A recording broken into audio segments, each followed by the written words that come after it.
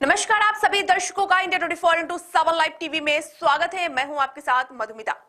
दशकों की लड़ाई के बाद आखिरकार अयोध्या में राम मंदिर बनकर तैयार हो गया और 22 जनवरी को रामलला की प्राण प्रतिष्ठा होनी है। एक नया इतिहास बनने जा रहा है, लेकिन उससे पहले अयोध्या के पुराने इतिहास को भी जानना जरूरी हो जाता है जब अयोध्या में राम मंदिर की प्राण प्रतिष्ठा होनी है। अगर इसके पुराने इतिहास पर नजर डालें तो इसके 3 मुख्य पड़ाव हैं। पहला 1949 में जब विवादित स्थल पर मूर्तियां रखी गई हैं। दूसरा 1986 में जब विवादित स्थल का ताला खुला और तीसरा 1992 में जब विवादित बाबरी ढांचा ढहा दिया गया था। वो समय था 1985 का, जब से आरएसएस, विश्व हिंदू परिषद और हिंदू महासभा विवादित स्थल का ताला खोलने और वहां मंदिर बनाने की अपनी मांग को लेकर और आक्रामक हो गए। आरएसएस की प्रतिनिधि सभा केंद्र की राजीव गांधी सरकार से राम जन्मभूमि की जमीन ट्रस्ट को सौंपने की मांग करने लगी। तर्क था कि गुजरात के सोमनाथ मंदिर की तरह अयोध्या में भी विवादित स्थल पर भव्य राम मंदिर का निर्माण होना चाहिए और पुराना गौरव वापस लौटाना चाहिए। विश्व हिंदू परिषद यानी वीएचपी नेताओं और राज्यों सरकार के अफसरों के बीच कई दौर की मीटिंग हुई, लेकिन कोई बात नहीं बन पाई। इधर उत्तर प्रदेश का माहौल गर्माता जा रहा था। कांग्रेस हिंदू और मुस्लिम दोनों पक्ष को साधना चाहती थी, पर मुख्यमंत्री एनडीए तिवारी ऐसा करने में नाकाम रहे। आखिरकार 24 सितंबर 1985 को कांग्रेस ने उन्हें हटाकर वीर बहादुर सिंह को यूपी का मुख्यमंत्री बना दिया। यूपी की राजनीति उठापटक अभी शांत भी नहीं हुई थी कि 1 फरवरी 1986 को फैजाबाद की एक स्थानीय अदालत ने राम जन्मभूमि का ताला खोलने का आदेश दे दिया।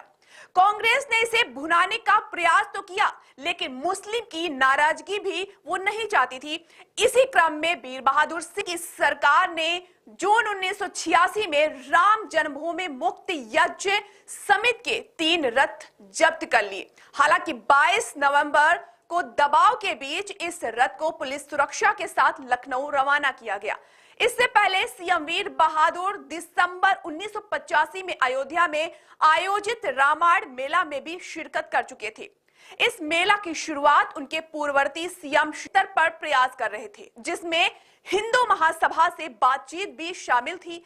सीएम आरएसएस या वीएचपी के मुकाबले वह हिंदू महासभा को इसलिए भी तवज्जो दे रहे थे क्योंकि हिंदू महासभा के अध्यक्ष महंत अवैधनाथ और वीर बहादुर सिंह दोनों गोरखपुर से ताल्लुक रखते थे। अयोध्या विवाद को करीब से देखने और मध्यस्थता प्रक्रिया में शामिल रहे दिवंगत पत्रकार शीतला सिंह के मुताबिक महंत अवैधनाथ और मुख्यमंत्री वीर बहादुर सिंह के बीच गोरखपुर में एक सीक्रेट मीटिंग भी हुई। इस सीक्रेट मीटिंग में अयोध्या के स्थानीय लोगों की एक कमेटी बनाकर मंदिर निर्माण शुरू करने और मस्जिद के लिए दूसरी जगह जमीन देने पर सहमति बन गई थी।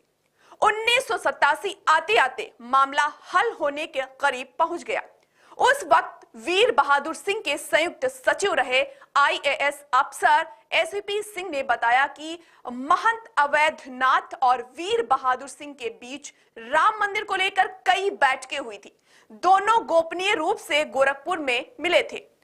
बकौल शीतला सिंह, सीएम वीर बहादुर सिंह और महंत अवैधनाथ की मीटिंग में तय फार्मूले के मुताबिक विवाद के निपटारे के लिए समिति में हिंदू और मुस्लिम दोनों पक्ष से अयोध्या के 5-5 लोगों का नाम तय होना था।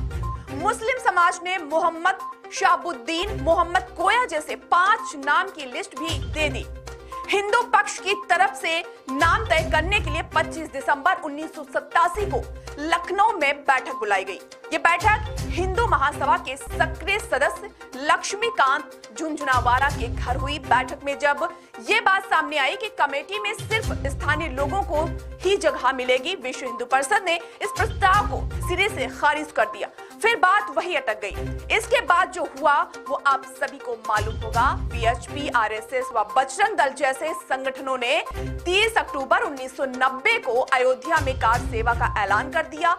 लाल कृष्ण आडवाणी 25 सितंबर 1990 को सोमनाथ से रथ लेकर अयोध्या के लिए रवाना हुए, पर उन्हें बिहार के समस्तीपुर में गिरफ्तार कर लिया गया। उस वक्त यूपी में मुलायम सिंह की सरकार थी। 30 अक्टूबर और 2 नवंबर 1990 को कार सेवकों पर गोली चली। कई कार सेवकों का निधन हो गया। 6 दिसंबर 1992 को फिर कार